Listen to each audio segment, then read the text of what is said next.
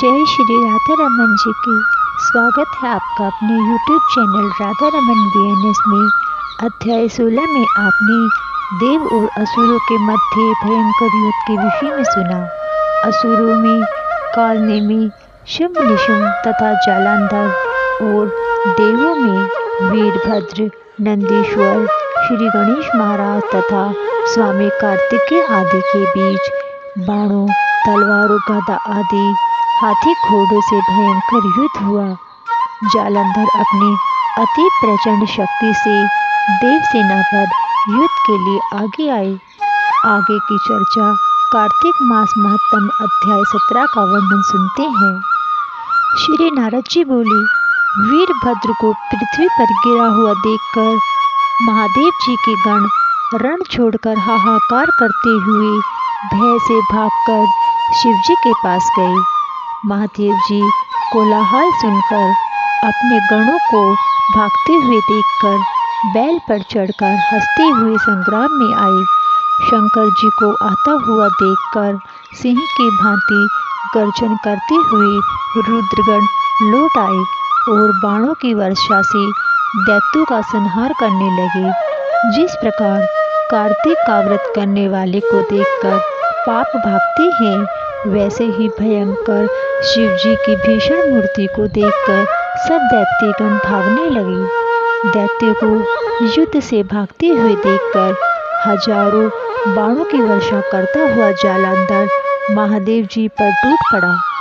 शुंभ निशुंभ, श्वमुख, कालनेमी, बलाहाक, खरगरोमा, प्रचंड और खसमर आदि दैत्य भी शिवजी के पास युद्ध के लिए दौड़ आए। बाणों के अंधकार से अपने सेना को ढका हुआ देखकर शिवजी ने उस बाण समूह को काटकर अपने बाण समूह से आकाश को ढक दिया। शिवजी ने दैत्यों को अपने बाण रूपी वायु से पीड़ित करते हुए प्रचंड बाणों से पृथ्वी पर गिरा दिया। महादेव जी ने क्रोधित फरसे द्वारा खड्गरोमा का सिर काट दिया और खड्गवान से बलाहाक के मस्तक के 2 टुकड़े कर दिए। खसमर दैत्य को फांसी से बांधकर पृथ्वी पर लटका दिया। किसी दैत्य को बैल के सींगों से, किसी दैत्य का बाणों से संहार किया। शेष दैत्यगण सिंह से व्यथित हाथी के सदृश क्षण भर में युद्ध क्षेत्र में ठहरने में असमर्थ रहे। तब अति क्रोधित होकर जालंधर युद्ध के लिए शंकर जी के समीप आया। वज्र के समान तीव्र गर्जना करता हुआ जालंधर महादेव जी को युद्ध के लिए ललकारने लगा। जालंधर ने कहा, हे जटाधार, आज आप मेरे साथ युद्ध करो। इन दुर्बलों को मारने से क्या लाभ? जो कुछ भी तुम्हारे पास शक्ति हो उससे मेरे साथ युद्ध करके दिखाओ। ऐसा कहकर जालंधर ने 10 बाणों से महादेव जी को मारा। महादेव जी ने उन बाणों को हंसते हुए अपने तीखे अमोघ बाणों के बीच में ही काट दिया और तब 7 बाणों से उसके घोड़े, ध्वजा, छत्र और धनुष को भी काट दिया।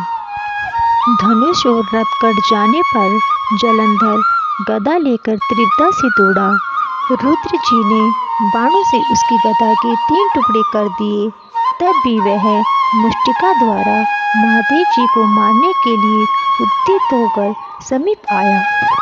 तब तक रुद्र जी ने उसे एक बाण के समूह द्वारा 1 कोस की दूरी पर फेंक दिया। शंकर जी को अपने से अधिक बलशाली जानकर रुद्र को सम्मोहन करने के लिए उसने गंधर्वी माया रची। माया रचते ही वहाँ पर गंधर्व और अप्सराएं गाने बजाने तथा नाचने लगी। कुछ लोग तालवंशी, मृदंग आदि बजाने लगे। इस आश्चर्य को देखकर महादेव जी ताल स्वर के शब्द से मोहित हो गए और हाथों से शस्त्र के गिरने का भी उन्हें ज्ञान न हुआ। महादेव जी को एकाग्रचित देखकर जालंधर काम पीड़ित होकर शीघ्र ही पार्वती जी के निकट आया।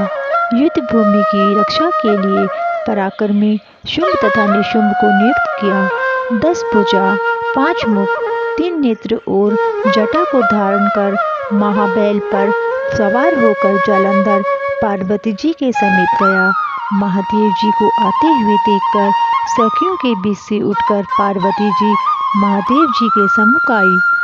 पार्वती के सौंदर्य को देखते ही वह उन पर मोहित हो गया और उस दैत्य के सभी अंग जकड़ गए। उसको जालंधर समझकर भय से विहल जगमाता पार्वती वही शीघ्रतापूर्वक अंतर्ध्यान होकर उत्तर मानसरोवर पर चली गई। पार्वती जी को वहां से बिजली के समान अंतर्ध्यान हुई देखकर वेगपूर्वक वह बलराज महादेव जी के सामने युद्ध भूमि में आया। पार्वती जी ने भी डर से मन में विष्णु भगवान का स्मरण किया और स्मरण करते ही पास में बैठे हुए विष्णु भगवान को देखा।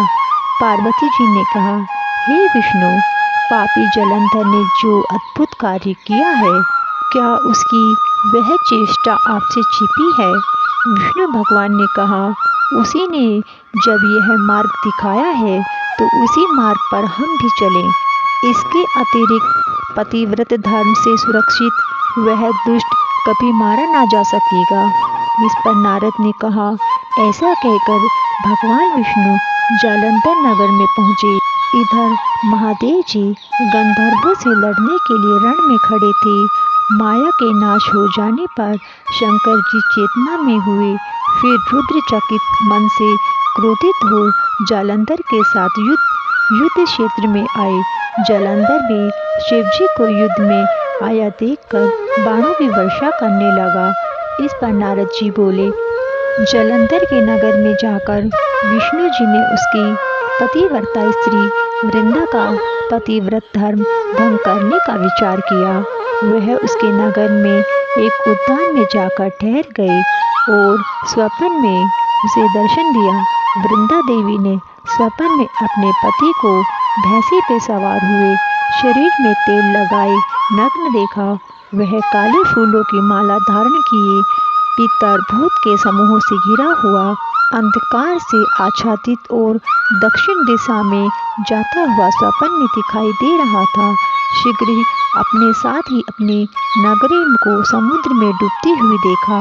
तब पतिव्रता स्त्री वृंदा नींद उचटने पर उस दुस्वप्न का विचार करने लगी। धुंधले तथा अनेक छिद्रों से युक्त सूर्य नारायण को उगते हुए देखा। यह सब अनिष्ट समझकर रोती हुई वह भयभीत हो गई। जब गोपुर तथा प्रसाद में कहीं भी शांति नहीं मिली, तब दो सखियों को साथ लेकर नगर के बाग में गई, परंतु दुस्वप्न की चिंता से भयभीत वृंदा को कहीं भी सुख नहीं मिला। वह एक बाग से दूसरे बाग में जाती थी, तब भी शांति न मिली।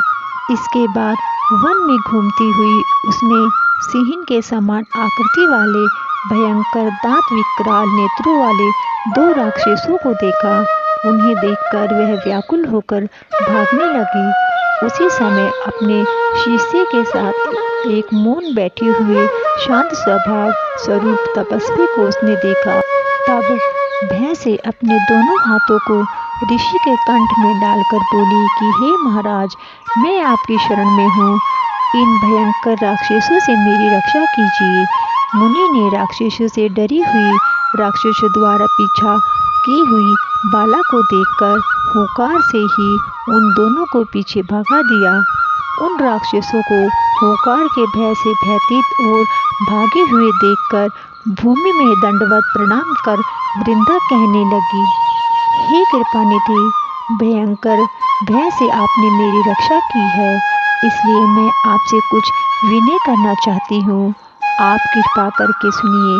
हे सुव्रत, मेरे पति देव जालंधर महादेव जी के साथ युद्ध करने के लिए गए हैं। वे युद्ध में कैसे हैं, आप कृपा करके बताइए। इस पर नारद जी ने कहा। उसका वचन सुनते ही मुनि ने कृपा दृष्टि से ऊपर को देखा। उसी समय दो बंदर वहां पर आए और प्रणाम कर मुनि के सम्मुख बैठ गए। तब वे दोनों बंदर मुनि की भ्रकुटी का संकेत पाकर आकाश मंडल में उड़ गए और क्षण भर में ही लौटकर मुनि के सामने प्रणाम करके बैठ गए। दोनों बंदरों के हाथ में मृत जलंधर का सिर सहित धड़ देखकर वह पति विनाश के दुख से मूर्छित होकर पृथ्वी पर गिर पड़ी। मुनि ने वृंदा के ऊपर कमंडलों का जल छिड़ककर सचेत किया। फिर वृंदा दीन भाव से अपने पति के मस्तक से अपना मस्तिष्क मिलाकर रोने लगी। वृंदा ने कहा, हे प्रभु, आप पहले मधुरालाप से मुझे प्रसन्न रखते थे, परंतु आज मुझे निरपराधिनी दासी को क्यों नहीं बोलते? आपने जिस विष्णु सहित सब देवताओं और गंधर्वों को जीत लिया था, उन तीनों लोकों के विजेता आपको तपस्वी शिवजी ने कैसे मार दिया? इस पर श्री नारद जी बोले। इस प्रकार विलाप करती हुई वृंदा मुनि से कहने लगी। वृंदा ने कहा, हे कृपानिधि, हे मुनीश्वर, मेरे प्रिय पति को आप जीवन दान दीजिए। हे मुनि, मेरा यह मत है कि आप मेरे ही मृत पति का जीवन दाता हैं। इस पर श्री नारद जी बोले। उसका ऐसा वचन सुनकर हंसते हुए मुनि ने कहा, यह तेरा पति महादेव जी के हाथों से युद्ध में मारा गया है, अतः कोई इसे जिंदा करने में समर्थ नहीं हो सकता। तब भी तुम्हारे ऊपर कृपा करके इसको मैं जीवन दान देता हूँ। यह कहकर वह मुनि अंतर्धान हो गई। तब जलंधर जीवित हो वृंदा को आलिंगन कर प्रेम करने लगा। तब वृंदा भी अपने पति को देखकर अति प्रसन्न होती हुई उसी वन में जालंधर के साथ बहुत दिनों तक विहार करने लगी। इस पर नारद ने कहा, एक समय रमण करते हुए उसे ज्ञात हुआ कि ये विष्णु है। यह जानकर फटकारती हुई क्रोधित होकर वृंदा बोली, हे हरे, पराई स्त्री के साथ रमण करने वाले, आपको धिक्कार है। मैंने भली भांति समझ लिया कि आप मायावी तपस्वी थे। वे दोनों माया के राक्षस जो आपने पहले दिखाए थे, वे ही दोनों राक्षस होकर तुम्हारे स्त्री को हरण करेंगे। स्वयं तुम भार्या के दुख से दुखी होकर वन में बंदरों से सहायता लोगे और समस्त संसार के स्वामी होते हुए भी तुम वन वन में स्त्री के वियोग में घूमते फिरोगे, और यह जो तुम्हारा शिष्य बना था वह मृत होगा। ऐसा कहकर वृंदा ने विष्णु भगवान को बारंबार रोकने पर भी अग्नि में प्रवेश किया। तब विष्णु भगवान बार बार वृंदा का स्मरण करते हुए और उसकी चिता की भस्म तथा धूलि को शरीर में लगाते हुए वहीं व्याकुल होकर गिर पड़े। देवताओं, सिद्धों तथा मुनियों के बहुत समझाने पर भी उनको कुछ भी शांति न हुई। इति श्री 17वां अध्याय संपूर्ण। बंधुओं, आपसे अनुरोध है, यदि आप हमारे चैनल पर नए हैं तो हमारे चैनल राधा रमन VNS को सब्सक्राइब जरूर कीजिए, ताकि हमारे चैनल के माध्यम से आने वाली व्रत कथा त्योहारों की जानकारी आपको समय पर मिल सके। वीडियो अच्छी लगे तो वीडियो को लाइक व शेयर जरूर करें। आप सबको जय श्री राधा रमन जी की धन्यवाद।